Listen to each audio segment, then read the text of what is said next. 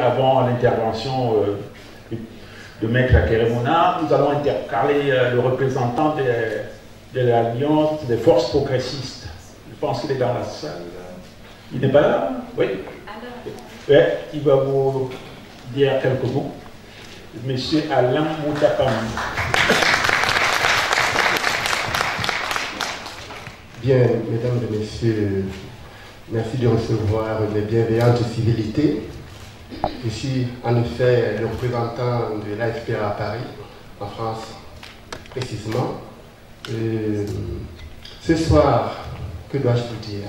Sinon que, en ce temps de rénonciation collective, de démission, n'est-ce pas, de notre peuple face au drame que traverse notre pays, il est important pour chacun de nous d'essayer de bouger. Parce que nous pouvons, et comme nous avons l'habitude de le faire, accuser les autres, dire jour et nuit que ça ne va pas. Mais si chacun de nous ne fait rien, le Cameroun n'ira jamais bien. Nous avons tout le potentiel, dans tous les domaines, n'est-ce pas, pour bâtir un pays leader, non simplement en Afrique, mais aussi dans le monde. Il va sans dire que dans la plupart des grandes universités, aujourd'hui dans le monde, les Camerounais, par leur intelligence, par leur dynamisme et par leurs résultats, n'est-ce pas, apportent la preuve que le Cameroun peut être véritablement un pays leader dans le monde. Mais pourquoi nous ne le sommes pas? Nous ne le sommes pas simplement pourquoi?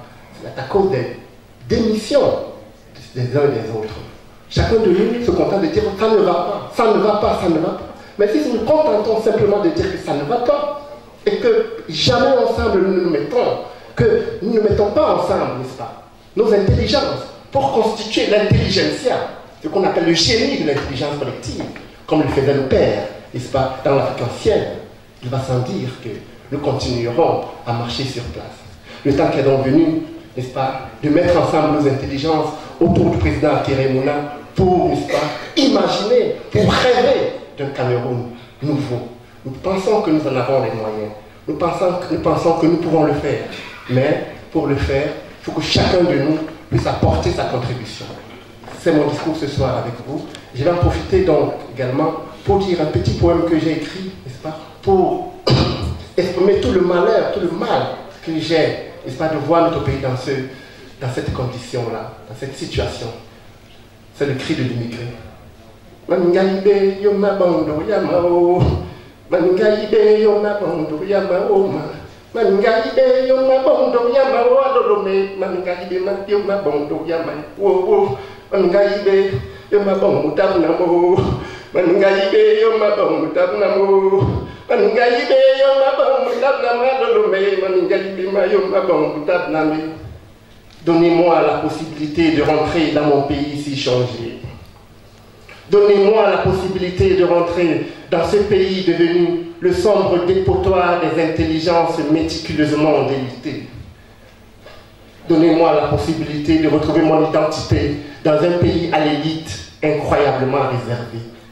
Donnez-moi la force d'interpeller tous ceux qui, par leur gestion, leur fausse vision, hypothèquent durablement l'avenir de ce pays aux capacités pourtant si enviées.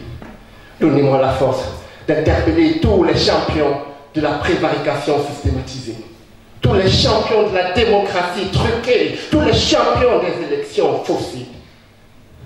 Hololoé, hololoé, hololoé, Cameroun, hololoé, Cameroun, hololoé, hololoé, tel est le cri de ma douleur, expression de tous nos malheurs.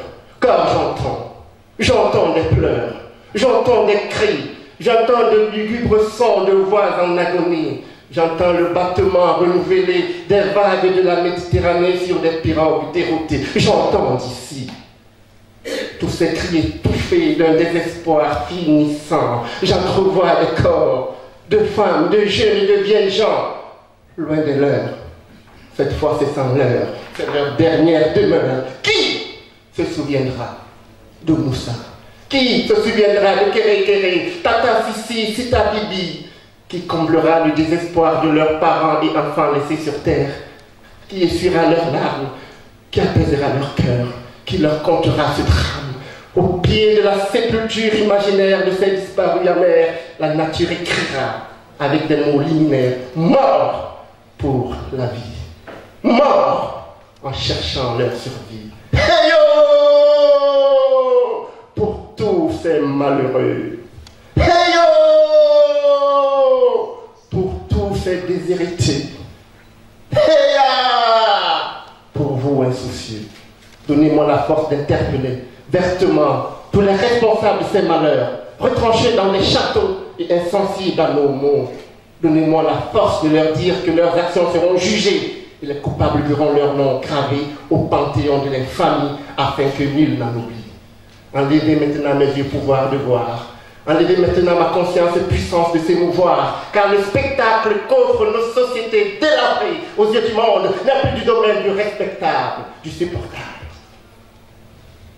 Organisation sociétale inappropriée, forêt saccagée, sous-sol dépouillé, pillé, jeunesse clochardisée, intellectuelle et patriote pourchassée, voilà notre héritage. Comment voulez-vous, dans ces conditions, que mon peuple, piégé par cette élite envoûtée, nous trouve refuge dans quelques pays mieux organisés? Comment pouvez-vous moralement accepter dans vos banques bien gardées des milliards systématiquement amassés par nos gouvernants, constamment dénoncés, pendant que nos enfants, affamés à vos portes, sont farouchement pourchassés? Comment appartenir à la même humanité? Votre silence face à tant de violence, votre indifférence face à tant de souffrances, sont-ils des preuves de votre humanité partout proclamée? Mon peuple humilié, mon peuple accablé, mon peuple affamé, ne mérite-t-il pas plus d'humanité si nous appartenons tous à la même humanité? Mon peuple n'est-il pas votre peuple? Je vous remercie.